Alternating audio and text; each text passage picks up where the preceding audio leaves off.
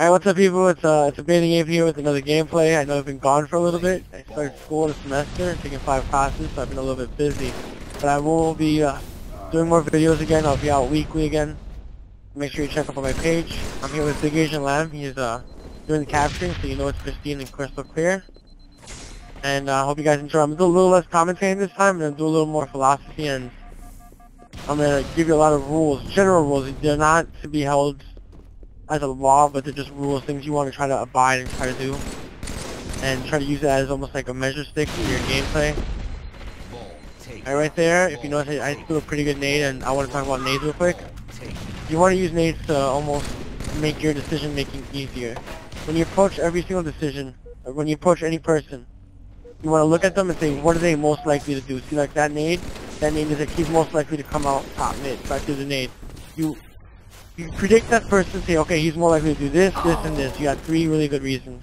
Now, you want to use one of those nades to probably cancel out the one you don't like the most.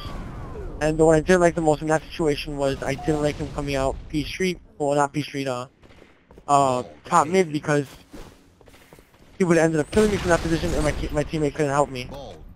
Right there, I got a little impatient, and I pushed in the ball guy, even though he knew I was coming, which is not a smart job. If you know someone knows that you're coming, they're probably going to have the jump on you because they're going to know where you're coming, they're going to have their BR ready, they're going to have nades, they're going to have called you out. So if someone knows that you're coming, try to probably take a different route, back off, or play the waiting game. And I'm going to make the same mistake later on, and you just don't want to do it.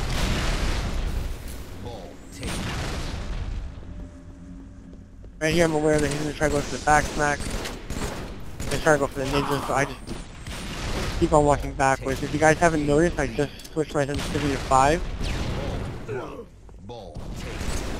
It's I'm still getting used to it. Oh, nice up BR. I'm still getting used to it, and the idea behind it is that I'm pretty new to video games. I've only been playing about a year. I didn't play many video games before that, so I played where I was comfortable. There's a big theory that people play where they're comfortable. People do what they're comfortable with. By doing what you're comfortable with, you get to be relaxed and you don't have to learn. And a lot of people feel that you learn best when you're uncomfortable. So I decided to make myself uncomfortable.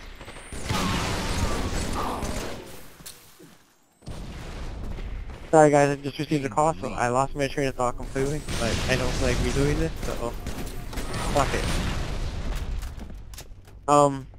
Using Destiny, a lot of people. When I died there was 2 people under the base, and 1 took the ball off the list. So I want to make sure I can get those call outs. A lot of times, if you notice, as soon as I spawn, this is a prime example. I got shot twice in the back, and then I turned around and I saw that he was shooting him, so I jumped back out of the base. You don't want to play selfish, people. When you see that your teammate's shooting someone that was shooting you, jump back out. He doesn't have his attention on you anymore. This kid got a call that I was coming, and gets a nice stick on me, and mine doesn't register. Once again, I made a kind of mistake. I noticed that he turned around slightly, so the arrow on the ball. So I should have took the cue that he knew I was coming. I'm not picking up the ball much at this moment. We're just trying to get something established. It's not like with Oddball or with in the Hill where you want to scrap time. On Heretic, it's really easy to set up and get really large chunks of time. So you don't want to try to scrap any time. I mean, if you can scrap, 10 seconds here, 10 seconds there, you go ahead and go for the 10 seconds. But you want to try to pick up the ball only when you have a nice good setup, because you can fight out like 40-50 seconds at a time. So I see a lot of players making that mistake. They used to make that mistake on Guardian Ball where they would jump off with the ball to play it. Right here, once again, I'm going ahead and looking, and I'm trying to use my eyes. A lot of people that have the ball, they feel like they have to hold the ball and they just look at a corner and they're useless. So the guy with the ball is probably the most important guy, because not only does he have to coordinate where everyone has to go, but he has to know when to drop the ball, when to shoot, and don't run with the ball. A lot of the times you want to drop the ball and help your teammate before he dies. A lot of times your setup gets broken because the guy with the ball is just sitting there like, yeah, I'm going to get these 4 extra seconds. No, drop that ball, help team shoot, and then go pick up the ball. A setup, very simple, is locking down about half of the map.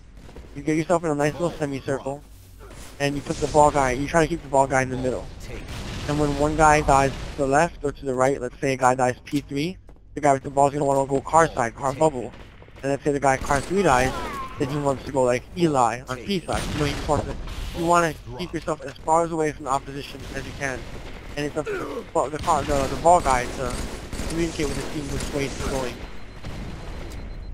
So holding the ball is a lot more mental than people think. That really sucks, but I probably shouldn't have gone for the sword lunge simply because all three of them are on spawn. And it's simple little things like communicating that, like 3 are down. If I would have known the first guy, I would have had 2 other guys with him. So, you just want to keep the communication up, and when you hold the ball, you want to try to play as smart as possible. Try not to be selfish, try not to run with the ball. That was a really nice up yard. I tried using the top of this curtain at the edge of the P2 to block my head off and get a shot. But when you hold the ball, yeah, you want to try to be as aware of what's going on as possible. This is a 2-part episode. It'll be the second half of the game, which is actually trying to pick up all my ball time. I only have 25 seconds. And then there'll also be an amp player game that I went off as part of that. So make sure you click on it, it'll be at the end of the game. Everything was really solid. If you see machine gun person, don't give up. Even if you see them get behind cover, chances are they're gonna have to jump out because of the nade. Probably gonna have to kill. A lot of people just give up on kills a lot of the time, and they probably could have killed them if they just would have kept their reticle on that person for a good 4 or 5 more seconds. I felt the shots behind me, and if you notice once again, like I said, I got shot twice in the back. My teammate said I'm shooting him. I turned around as quick as possible. I ended up cleaning up his kill, and you know that was a 1-for-1 trade versus me continuing to run, then my teammate dying, and then they both get their shields back and come up and kill me. So try not to play selfish. And pretty soon I'm coming upon the realization that no one's picking up the ball, so I'm gonna have to start being after it pretty hardcore. But I'm not picking up the ball just yet. I'm trying to lock down car side and have them in a nice little corner. Only problem was I forgot that ball was going to reset. So that was a mistake on my part. But you can see the actions. I was trying to get them all dead so that we can have them spawning somewhere. And we can get that setup that I was talking about. FBR is a little sloppy there. See? I'm trying to back off. I really do like Heretic though. It's a really great addition to the MLG game setups. Like the MLG game type. I think it works really well and it allows you to outsmart people a lot. Really nice shots there. I could have went Gandhi, and a lot of people are going to say, well, why didn't you go Gandhi? And back off. But my teammate was P3 and I thought he'd be shooting in the back. The guy with the ball is 1 shot. If my teammate P3 would have shot him at least once, probably would have got the LPR. Ball drop.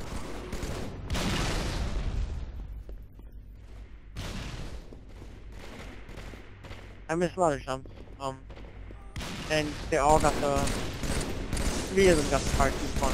I ended up getting off the yard because I didn't want to get shot from P3.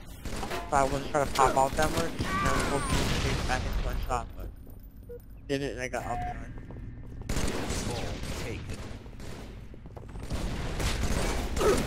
Anything to say about that? Came out of the base. He did me. A nice little one. That's one thing I don't like about this game type. The spawns are kind of iffy. If you know multiple people are down, they're always going to be spawning farthest away from the ball. That's something you must understand. You're always going to be spawning farthest away from the ball, so you have to use it to your advantage. So you know when you spawn red 2, there might be a guy red 1. When you walk up P2, you're going to probably want to make sure no one's P2 and then swing back around and look under your base real quick. I don't like the spawns though because sometimes it can get a little annoying trying to push out of the base when 2 of them are on P2 and then 1 of them is on the base. And forces you to go car side.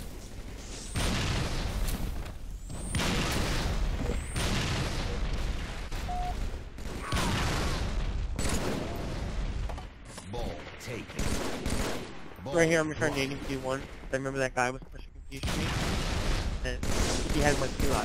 I thought he would have ran P1 I didn't. He knew I was behind him, but he got the call out. Alright guys, this is the end of this video. Go ahead and click on the next one if you want the end of it. I wouldn't if I were you. But yeah, you can go to the other one. Amp Slayer Game 3.